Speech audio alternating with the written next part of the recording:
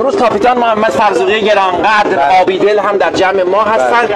بله دقیقاً همینطوره، چون میگذره و اینو میبینه این برنامه رو، این کلیپی که الان داره پخش میشه، اولین اثر آقای فرزوقی که به زحمت بسیار زیاد، یعنی خدا شاهده اگر فیلم شما پخش کنید تک تک یه ماحصل میشه برای خودش.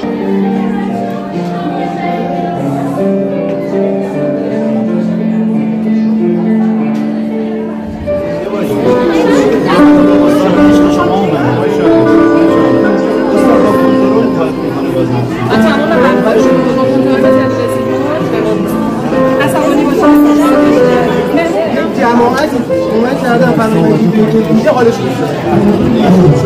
یعنی دیگه من و این روحیه است که مثل بچه‌های ما رو دقیقاً و این واقعا از نظر روحی وقتی اینا بهشون رسیدگی بشه خیلی جمع.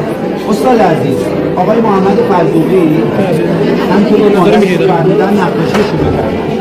نه این بدل کاره، ما اصل کار رو الان میخوایم جلوی شما تقدیم کنیم و به افتخار شما نمیشه شما و انگیزه شدید برای این بچه‌ها. همینجا در حضور شما اثر محمد فرزوقی رو داشتیم، این کار رو به آقا محمد هدیه دادیم. محمد آقا بعد از مدت شبیه شما کشیدنه با سختی بسیار زیاد این کار رو کرده ایم. باش کابلوهاشو ببین. بسیار سخته که این بچه با یه مدت یه خط بخواهد این انرژیشو ببینید. اگه که لطف کنید یه دسته افتخارش محمد فرزوقی آقای جاویدپور نیست ولی من میگم بزنید افتخار محمد فرزوقی.